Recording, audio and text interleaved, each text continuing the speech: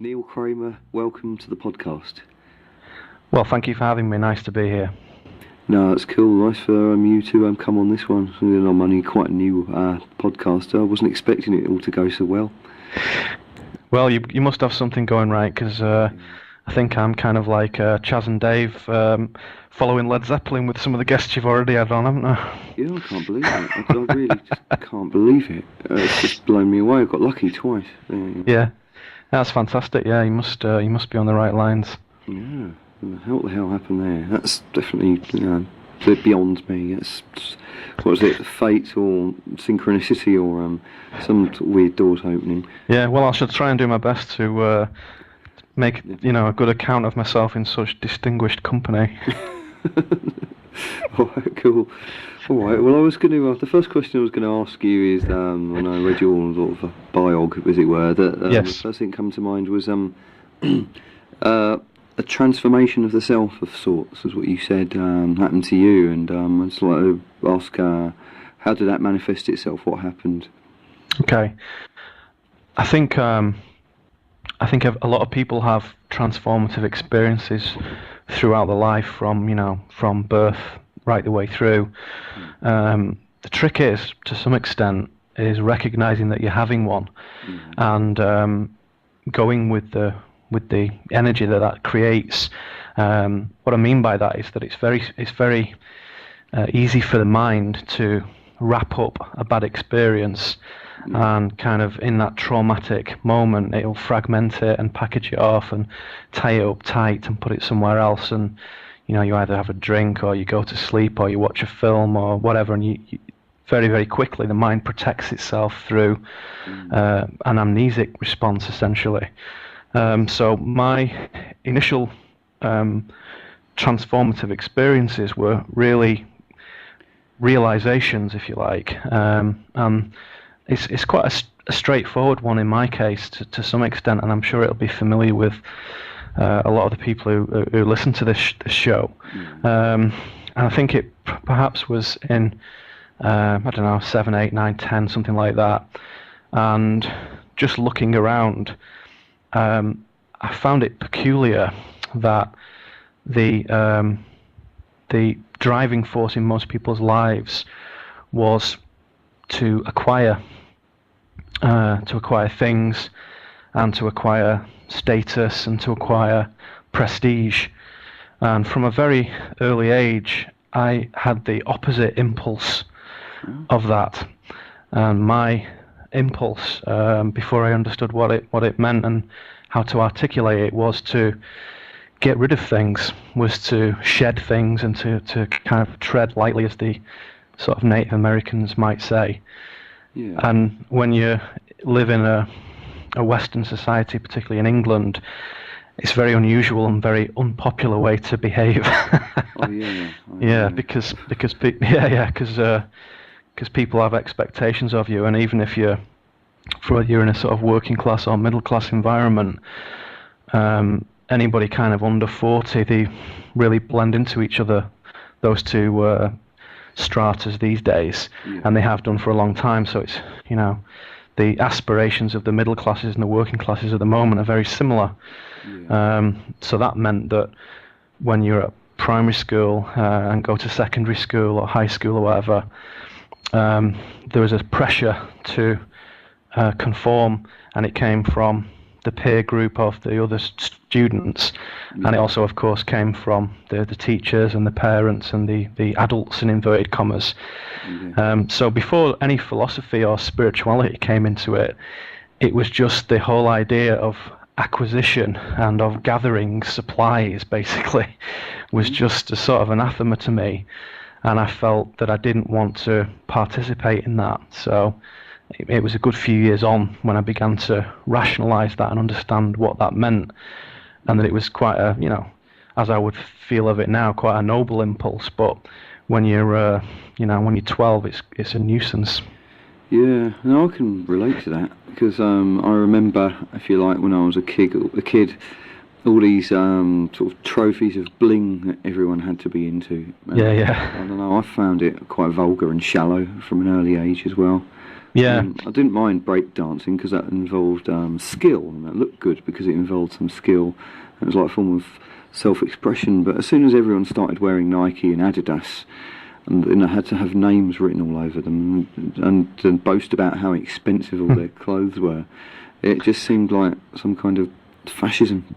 Yeah, I remember that. I remember actually being on holiday once. I don't know if you remember talking about kind of brand names when the what do you call it? You know, the Sergio Tacchini kind of makes came out. Do you remember that? Yeah.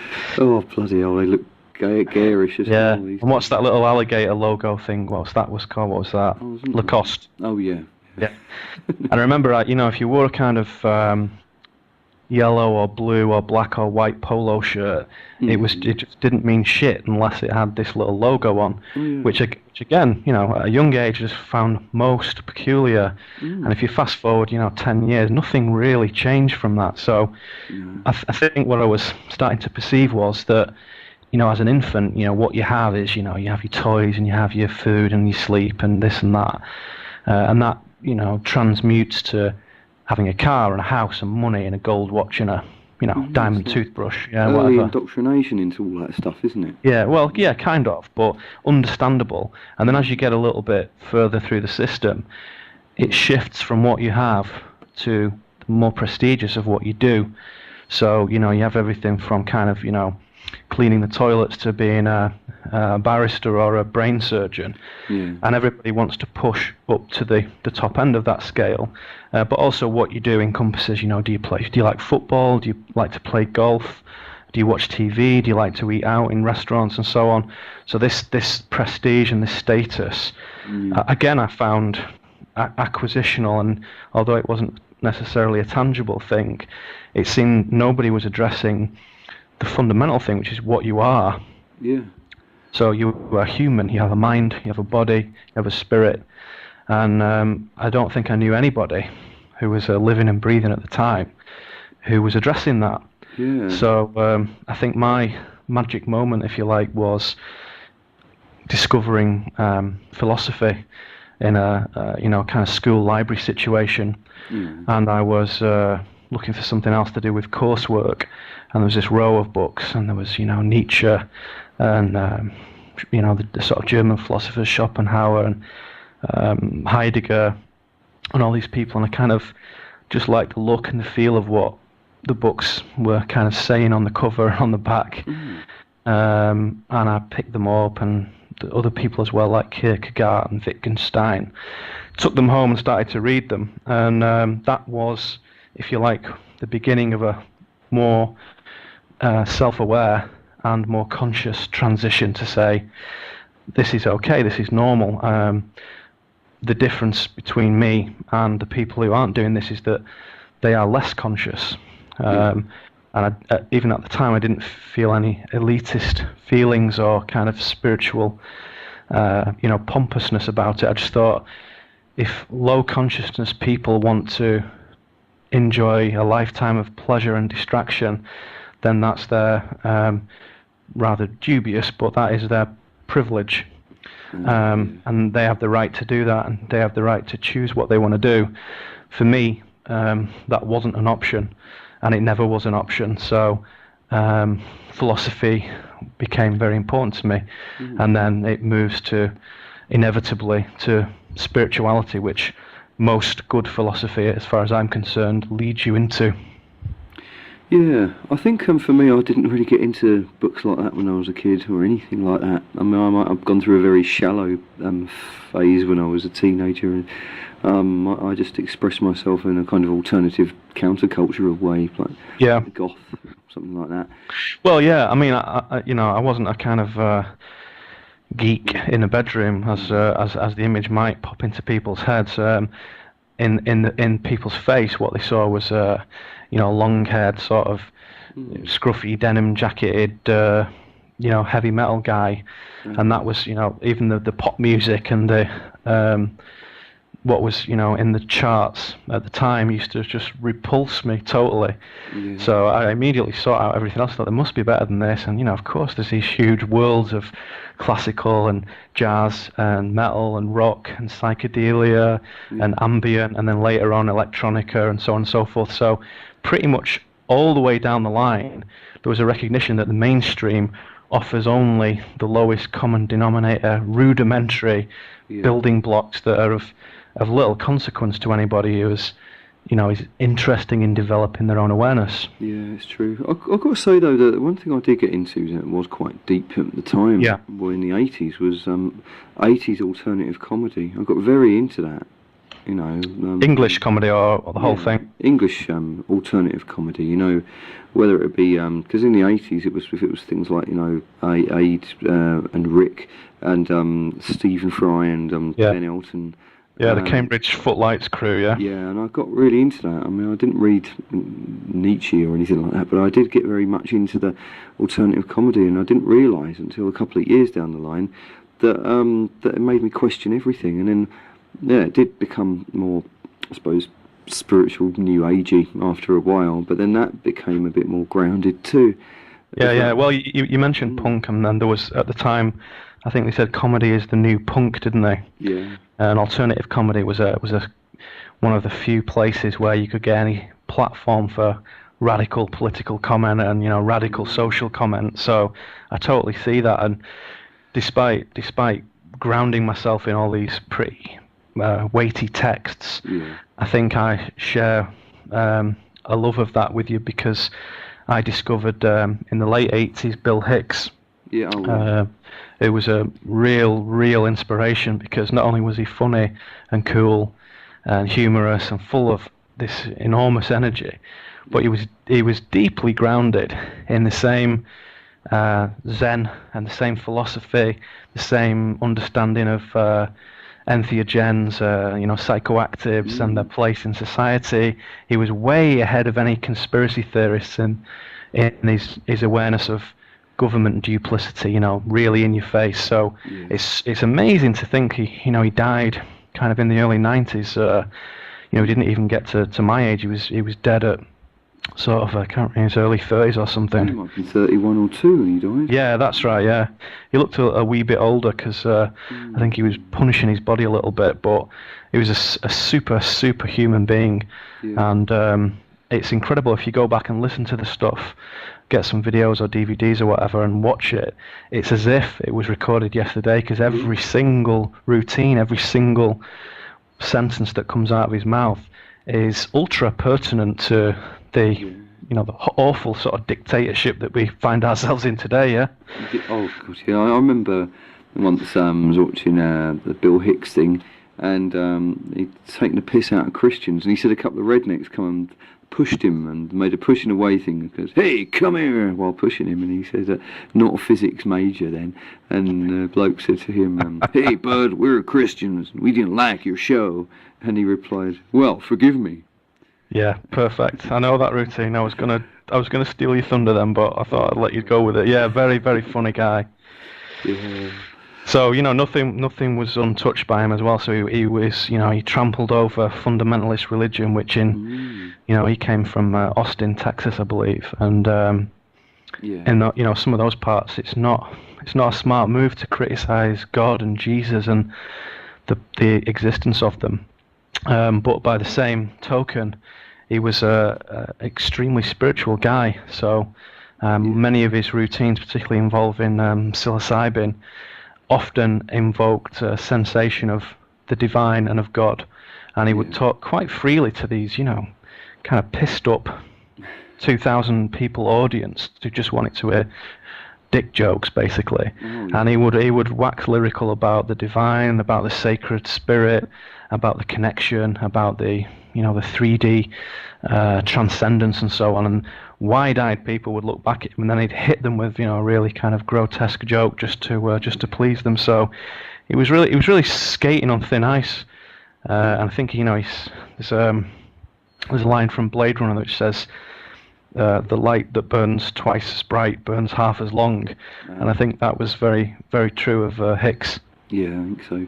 You know, funny thing is when I'm presenting these podcasts, I've got this gentle manner, but when I do the thing that I do to earn my money, when I go busking on the trains, on the tubes in the underground, I get like that. I get like Bill Hicks, especially when I get entire carriages, I get entire trains of people frowning and ignoring me when I'm busking and being and conforming and being middle class, and I don't know. I do get incredibly shocking when I'm on there, but it's disappointing, isn't it, to see that? I was in Estonia last year briefly, and in the kind of main northern port town Tallinn, there was a guy sat playing a didgeridoo on the floor, and it was a huge sort of 12-foot beautiful object that he'd obviously highly prized.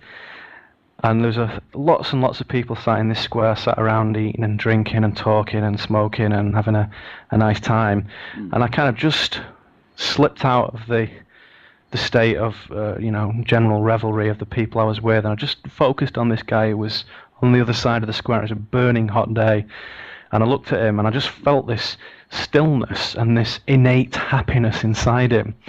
And I just felt that of all the maybe 1,000 people in the square, that he was the only person who was actually truly present and truly there. And so I went over and put some money in his cap, Oh, cool! I think Didge is a good instrument for that, because you can get all those envelope filtering tonal changes. You can just listen to.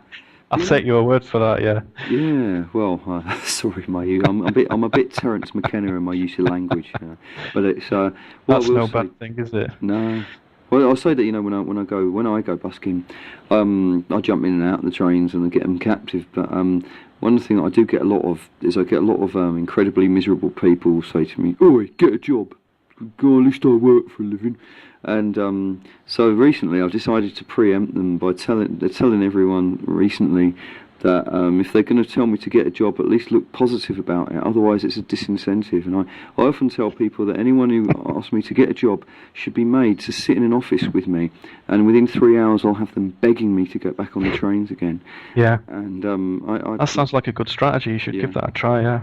And I tell people now, because of the recession, that if they want to tell me to get a job, that I'm going to have to laugh at them, because soon they'll probably have to be on the street and they'll probably need me to help them keep them alive. Yeah, teach them to play guitar and where to get decent food, yeah. Yeah, and I often use words like, I tell people on a regular basis, I do get very Bill Hicks about it. I say, there might be an enormous die-off of domesticated primates if we're not careful. Yeah, a Malthusian correction, yeah.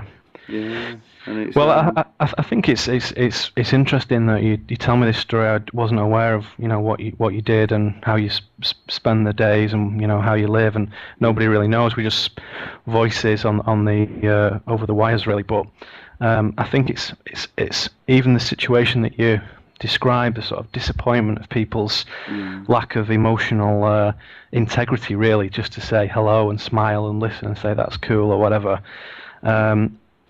Is a perfect illustration of the way that one of the things that I write about quite a lot on my site and talk about on podcasts and in person is the ego and the ego's position in becoming an obstacle between a direct felt experience and the imagination. So from my point of view, I studied Zen Buddhism for quite a long time, and the ego was always singled out as the enemy to some extent.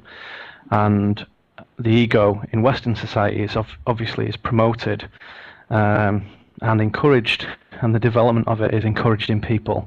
And I would say that the disappointing behaviour of the people that you're talking about are being completely ruled, as many people are sadly, by the unobserved egoic mind, which is its main job, as far as I understand it, in my view. And this is what I think is as a survival tool. So the ego is there to make sure you eat and drink and gather supplies and run and fight and so on, and fuck, of course, yeah. So that's what the ego does. It makes sure that this organism survives.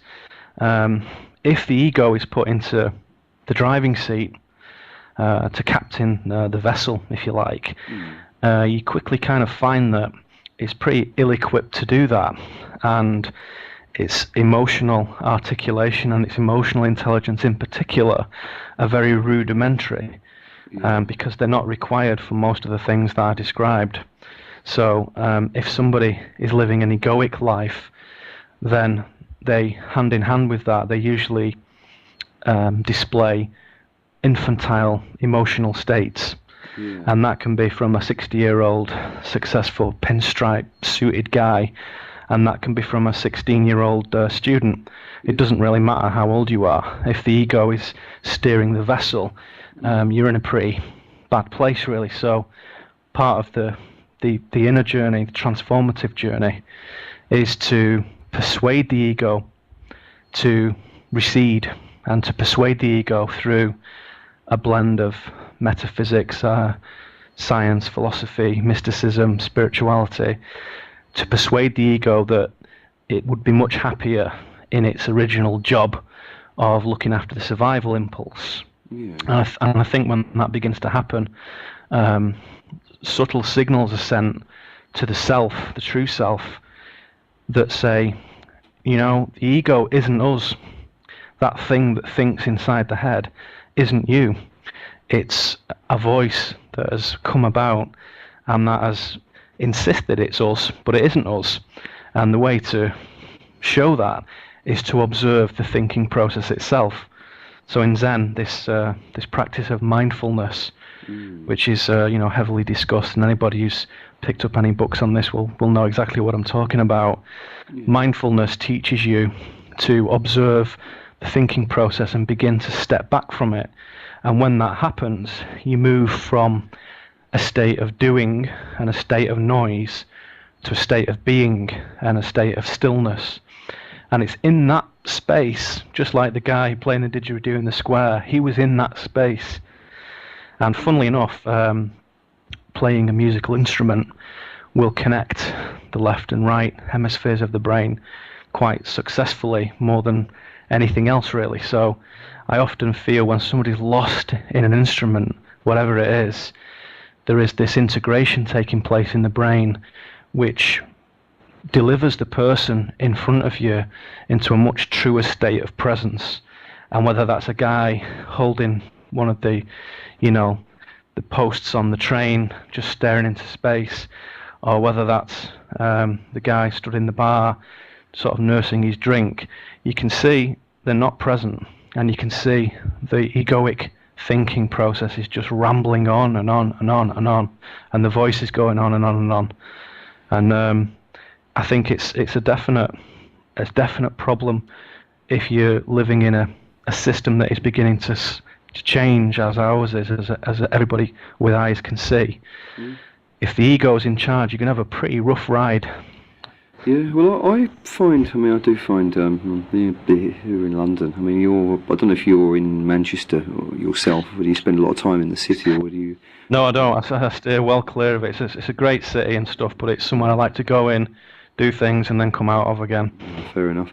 Well, London's enormous. London might be a country, But it's, I think what I do find here is that you could just lose count, get into the tens of thousands of people that are, just look like they've got nothing to live for and nothing to die for in an environment like this. And, well, yeah. And I don't know what you think of David Icke, but I remember something that he said about the society that we're living in, is that when he was talking about not the shape-shifting reptiles, but he was talking about the reptilian side of the human brain, the reptilian archives of the human brain. That when it comes to having to pay your mortgage, or when it comes to having to pay your bills, and just not get the sack from your job and all of that, that the whole purpose of it all is to focus you so much on surviving and surviving only, in the way that say animals that are reptilian they just all they think about is surviving, and empathy would not come into it, and so as a result, it wouldn't have any. There would be no scope for refinement of the person, because all you're trying to do is to survive, and then combine that with the distraction addiction, bling status, and vanity of the ego. This society seems, anyway, deliberately engineered to keep people in that. Well, yeah, I think David Icke is a super guy. Actually, I really like him. I think it's dangerous if somebody becomes an Icke follower, because I think sometimes he can focus too heavily on the dark and the fear impulse.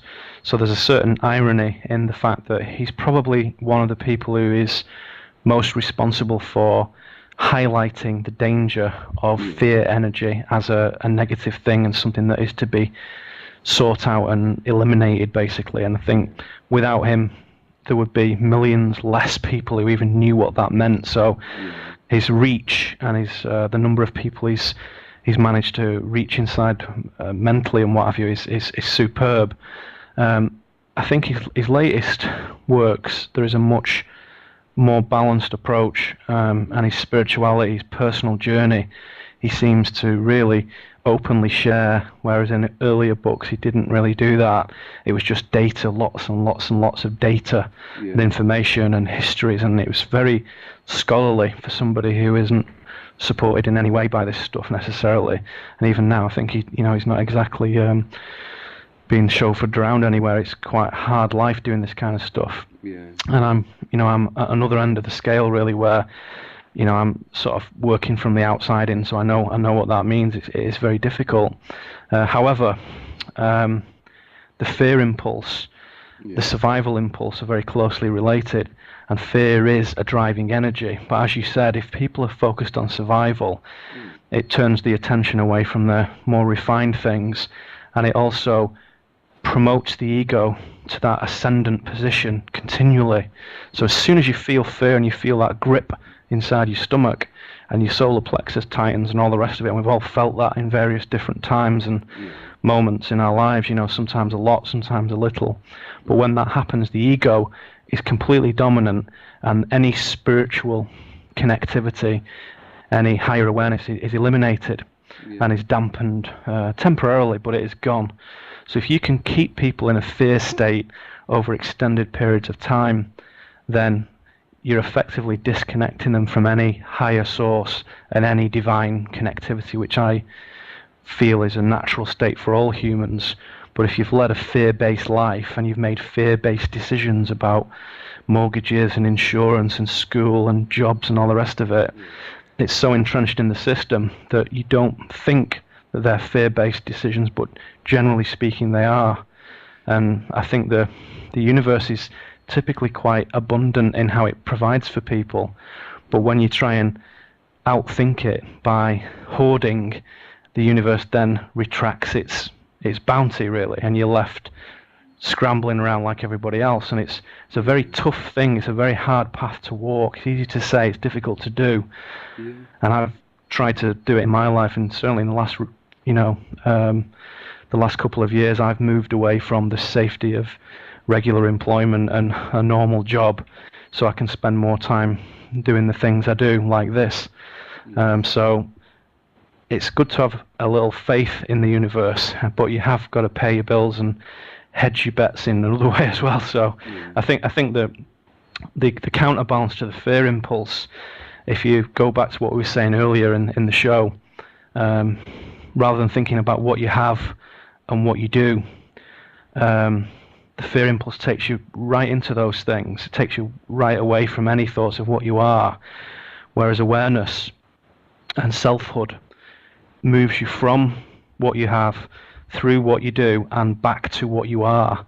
So it's almost like a cycle. One energy stream takes you backwards and the other energy stream takes you forwards. Awareness will always take you to the transcendent, to what you're supposed to be doing, to your, if you like, your dharmic path. And it will move you away from the fear of not having a car and the fear of not having a predictable income. Because when if you like, the universal flow is with you, typically it will provide, typically it will do that.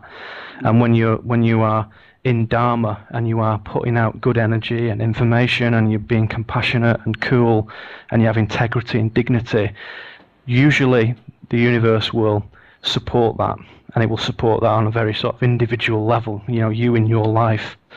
So I've certainly seen that happen, and the phenomenon of synchronicity, or coincidence as some people prefer to think of it, is often a symbol of that. So when a synchronous event occurs in your life, it's kind of a little wink from the universe to say, yes, you're on target, you're on the path, you're on track, keep going. And these things, the more aware you are, the more synchronous things become, to the point where you can get in before the event happens, and you have a deja vu style feeling, which is quite heavy. And in heightened states of awareness, I've had sort of minutes at a time, 2 or 3 minutes solid, of seeing the 2 or 3 minutes in front, and it's quite a typical state in many mystical traditions. It's nothing unusual, and it moves you out of the temporal space entirely. Well, the funny thing is, I had a really big one of them with 9/11. I was predicting exactly what was going to happen next. Wow. And I had this sort of feeling of instant inevitability, like I'd been waiting for this to happen. I knew this was going to happen, and I was thinking, oh, those buildings will come down, another plane will hit that building, those firemen will get crushed. And then I had a very, very strong psychic thing, where I picked up a copy of a paper with with flames coming out of the towers. Yeah. And it instantly brought me back to War of the Worlds, my fear as a child. And then I remembered something. I remembered that, like, about 6 or 7 years before 9/11, I was standing in Wellhouse Lane at the bottom of Glastonbury Tor, and I had this feeling. Yeah, I know exactly where that is, yeah. I remember having this feeling there, outside the White Spring, that something at the turn of the millennium was going to happen that would put the vast majority of everyone in the world into that same state of visionary fear that I had as a kid. And that something would happen 11 years later as well. And I knew nothing about the 2012 stuff, and I found out all about this since then. Yes. And I'm convinced now, that all this stuff is going to happen. I don't know what the outcome will be, but I know that when I see it, I will recognise it, and I'll go straight back into that state again. But sorry, yeah. Go ahead. What you were saying about the being able to go from your egotistic self to your dharmic self is what I do find in the last year I've gone on very much of a kind of abrupt seesaw, and my life has become more complicated because I've been trying to get more into the system because I have a long-term plan, and it has, for the first time I think in the last 2 or 3 years, I've started to miss being homeless. I've started to miss having nothing. Yeah, it's going back to what we said at the beginning, which is possessions have weight, and whether the possession is a belief or the possession is a wristwatch, everything has weight. And there's a certain gravity that you begin to feel. The threshold is different for everybody, of course. Some people seem to be able to hoard millions of objects like greedy dragons and don't seem to have any trouble at all. When my personal possessions get to a certain limit, I can feel them. I can feel them wherever they are, in the house or in a garage or someone else's house. And I know there's too many things, and I know that they're affecting me, and I can feel it affecting me. So I periodically have a burn, just like the Burning Man event, and I will get rid of things, and I will burn them, not in an angry or a hostile way, but in a ritualistic, kind of sacred space, and say, these things have come to me, they've been good, and now they're going to go. And if it's something that's useful to someone else, I may decide to pass it on, but most of it seems more obvious to get rid of it altogether. So I do know how that feels. I mean, I feel like that. But I also kind of feel that at the moment, I'm supposed to be going through this too, because I do have a plan for the future. Is that I would like to be an independent tour operator, and I'd like to be able to set up my own, company taking tourists to the Stonehenge, Avebury, places like that. I'd like to do that one day, That's interesting. Yeah, I've there's a thing that I posted on my website. I can't remember when it was now, a few months ago, which is called Exploring Sacred Albion. And the past few summers I've spent time in Somerset and Wiltshire looking at crop circles and stone circles and Avebury and all the rest of it, and met a lot of interesting people down there and became friends with them, and also took one of my own sort of cherished friends down there, and we did our own research. So I'm currently sort of working on a project to assess from many different angles what these many of these sites are for. So we've kind of done 3 up to now this year, up in this neck of the woods in Cheshire, Derbyshire, sort of Druid Circle and the Nine Ladies Stone Circle. And this, if you actually look at a megalithic map, there's thousands of these things all over the place. And there's densities in, particularly in Wiltshire and Somerset, as you probably know, but also in Anglesey and in Derbyshire and some in Staffordshire as well. So the unusual thing is, as anybody who's sort of prosecuted any project on this and gone really far down, is you begin to discover that a lot of the sacred sites where there are alignments have been built on by churches.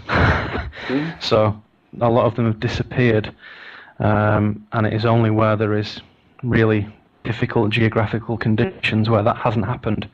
So rather than the sort of 2,000 or 3,000 that there probably are, there's probably more like 50,000, but many of them have been built upon.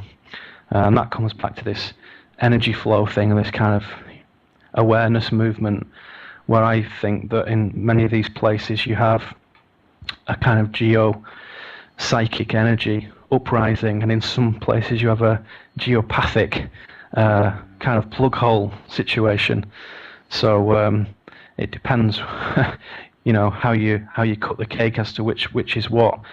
So some of the more famous ones, and I won't say which yet because I'm not completed my own research, but you can go to some sites and walk away with like an empty battery and come away feeling completely listless and drained, and all your humour and all your spark has left you. And you can go to other places, and these aren't necessarily the big ones. These are some very modest and very unassuming sites, and it's like you've recharged completely and totally, and you realise that for the last 18 months you've been operating on 50%, and when you come away from the site you realise you're back up to 95, and you don't realise, it's kind of like if you go on an aeroplane and your ears pop, and then they don't unpop, and you've kind of been deaf for 6 months, and then you go up a hill one day and they change again, and you realise that you've just reacquired a large percentage of your hearing, Yeah, I get that from Avebury. I mean, I get that really strong from Avebury whenever I go there. I have had times where Avebury... What, an energy pulse or an energy drain? Well, it has gone either way for me a lot. In the past, when I felt like I was losing myself or was at a low, I'd feel that energy would leave me open, that Avebury would leave me open to dark forces. But if I went to Avebury and I, was feeling grounded and centred, likewise, I would feel that it would make me feel incredibly super strong. It could go either way, but there was a time, a few years back, where it felt like a lot of very dark people were going there, and Avebury just seems to be an amplifier. That's the sort of way I could describe it. It's an amplifier of whatever's there. Yeah, that's very true in my experience too. It's if you feel vulnerable, it's a bad day to go. It's a bad time to go, isn't it? And if you feel kind of sparky and powerful and up for it, then that will be amplified too. So you have to be careful of your own state before you go in there. And also I find with Glastonbury as well, is that if I'm around the Tor, Wellhouse Lane, that sort of area, or I go around, walking around the countryside around there, I always feel amazingly good vibes around there. But the negative people, if you like, the more sort of crusty, junky brew crew that have moved into the high street have become a conduit for its malevolence. Yeah, that's very, very interesting. I was on a program a little while back, and one of the things we talked about was polarity of consciousness, and essentially how the illumination and the light and the coolness is getting better, and the dark and the ignorance is getting worse. Yeah. And I kind of set that against a backdrop of Glastonbury, and I went to attend some lectures at the symposium last year, and also did some crop circle research with a friend, and spent a good bit of time down there, and I felt exactly the same thing in that just that spot near the cross in the centre where there's the pub where they all sit outside. There was this kind of malevolence emanating out, resonating out from them, and it seemed to be in the opposite resonance field to what I was doing, which was feeling energized and enlightened, and I was learning, and I was humble, and I was I was balancing my ego to make it go down. They were the opposite. They were imbalanced, they were egoic, they were just looking at everybody and staring people down, just like kind of bikers in a B movie. Yeah. It was almost comical, really, and I was tempted that, if anything would have occurred, to say, what's occurring, this is completely unnecessary. So it's a very unusual thing. I did feel that, so I think the polarity and the lack of resilience of communities can be seen in that. So one wonders whether, if one portion of the collective gets higher levels of awareness and higher levels of understanding, does that move the energy from the other part of the collective and leave them with less? It's not clear to me yet, but it certainly was very observable in Glastonbury in 2008. You could see it every night, and when we were in the pubs and stuff, and there was no unpleasantness. It was just a feeling, Yeah. And then another night, you wouldn't see anybody, and everyone was laughing and joking and music, and it was beautiful sunny evenings and so on. So, but just a few times, if you look for it, you could see it, but more heavily, you could feel it pass through your body. This field as you walked into it. So, it's funny you say that. Yeah, I did feel like that, and often I'd have other times when I'd be in Glastonbury where you'd get, how could I say, what I refer to as the more sort of snotty middle-class pseudo-alternative people that like to jump on bandwagons when they're there, and they'd often be really sanctimonious and superior and whatever it is that they're pretending to be, while they're pretending to be what they're not. On sometimes I'd be there, and some idiot would just come up and start shouting at me for something that I was doing, and but then usually when that happened, I was usually sort of a bit vulnerable, or a bit spacey, or a bit impressionable at the time, and I was in my early to mid 20s at the time. I was smoking a lot of grass, and I kind of felt that, it would often use people as that sort of conduit. But then at the same time, I've been there other times, and I had nothing but amazingly divine experiences, meeting only the right people. Yeah, I think Glastonbury is a place of transformation and a place of acceleration, and a lot of what I would consider kind of catalytic experiences go on there. So the year before, I spent some time in Glastonbury as well, and when I came back, I left my job, moved house, got rid of my car, and changed lots of kind of what many people would consider fundamental parts of your life in the space of a few weeks. And it was as if the energies that were slowly coming toward me to help me do the things I needed to do were condensed and purified in that space in Glastonbury, and then when I came back, I felt stronger and more able to do them psychologically and spiritually. So, and as you said earlier, that also works in the reverse, that if you're having a lot of trouble and a lot of pain, it isn't necessarily going to get healed there. It may, in fact, get highlighted and really thrown out in the open in front of you for your own ego to cry upon. So if there isn't strength within, then it can be a strange place to go to. Certainly for the crowd who are the pretenders who are going for the latest healing sensation, or the latest craze from Sedona or something. It doesn't necessarily have any integrity and genuine aspect, even though the thing itself may be a very worthwhile mechanism and a very worthwhile process. But as soon as it becomes dogmatic, and they have hierarchies and layman healers and master healers and super gurus, then I think that's a immediate sign that something's gone wrong.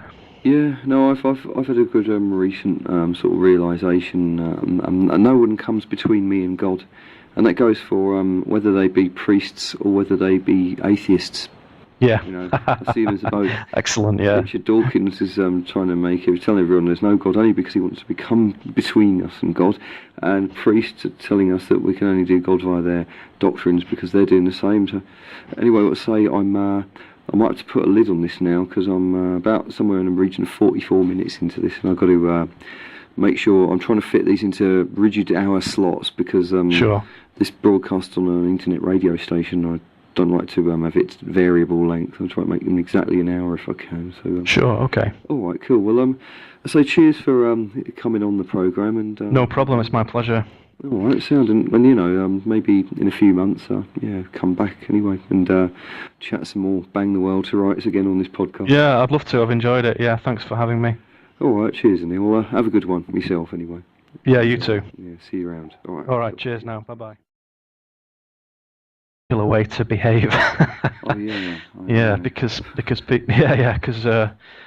people have expectations of you, and even if you're in a sort of working class or middle class environment, anybody kind of under 40, they really blend into each other. Those two stratas these days, and they have done for a long time. So it's the aspirations of the middle classes and the working classes at the moment are very similar.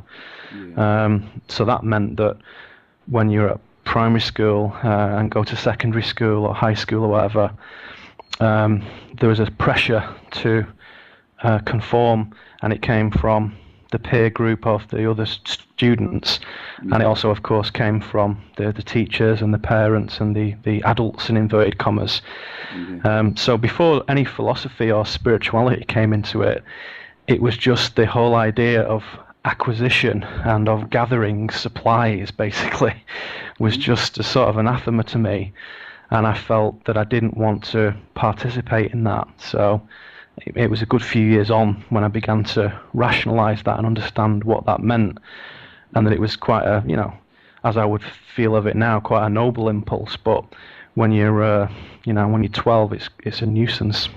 Yeah, no, I can relate to that because I remember, if you like, when I was a kid, all these sort of trophies of bling that everyone had to be into. Yeah. I don't know. I found it quite vulgar and shallow from an early age as well. Yeah. I didn't mind breakdancing because that involved skill, and that looked good because it involved some skill. It was like a form of self-expression. But as soon as everyone started wearing Nike and Adidas, and then I had to have names written all over them and boast about how expensive all their clothes were, it just seemed like some kind of fascism.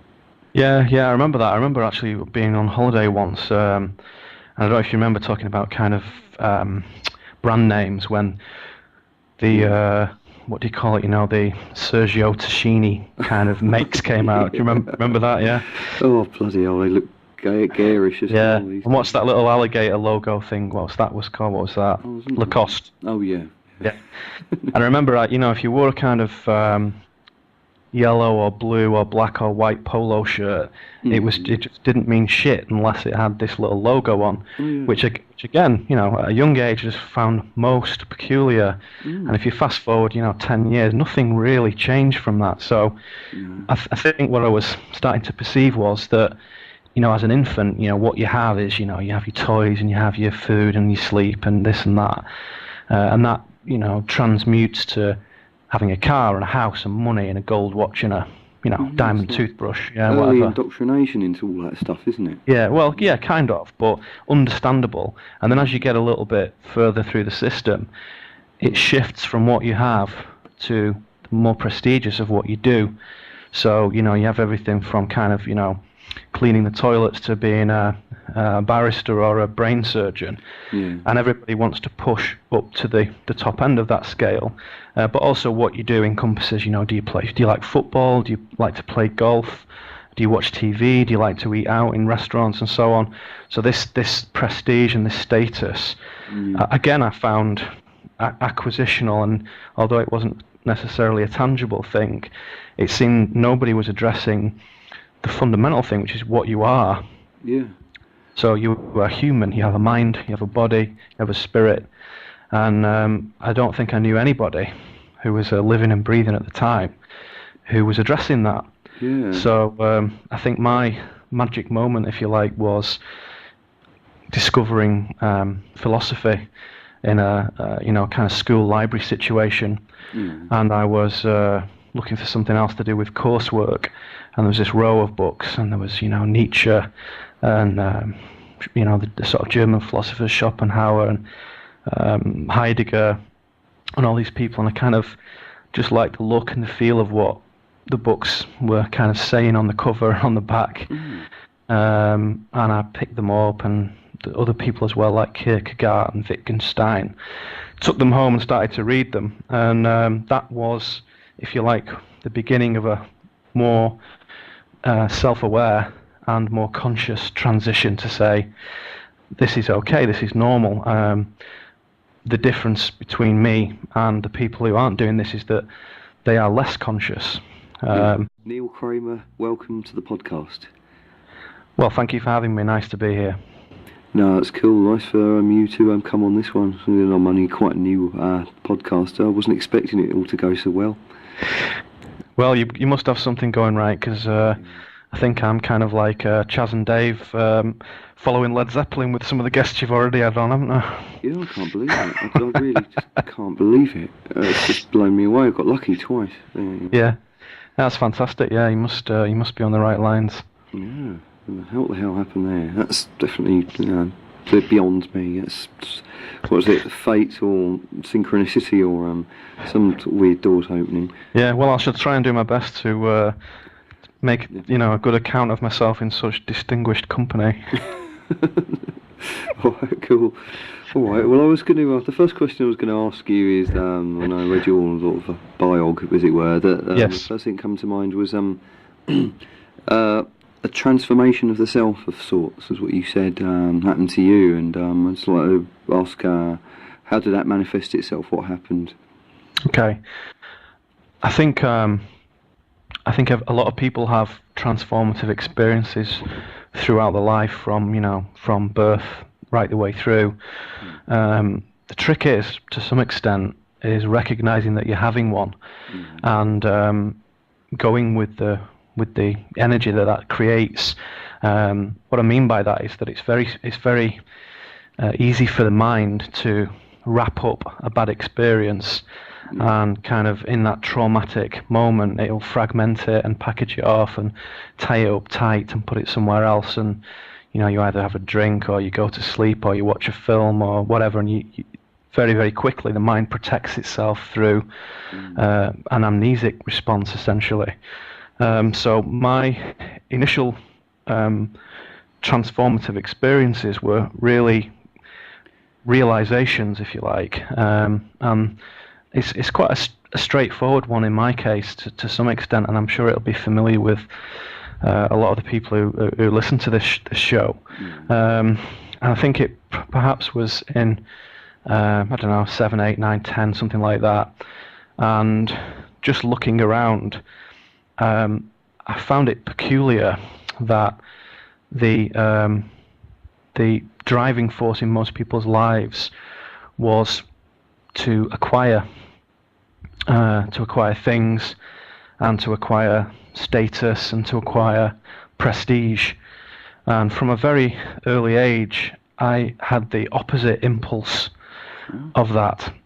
And my impulse, before I understood what it meant and how to articulate it, was to get rid of things, was to shed things, and to kind of tread lightly, as the sort of Native Americans might say. Yeah. And when you live in a Western society, particularly in England, it's very unusual and very unpopular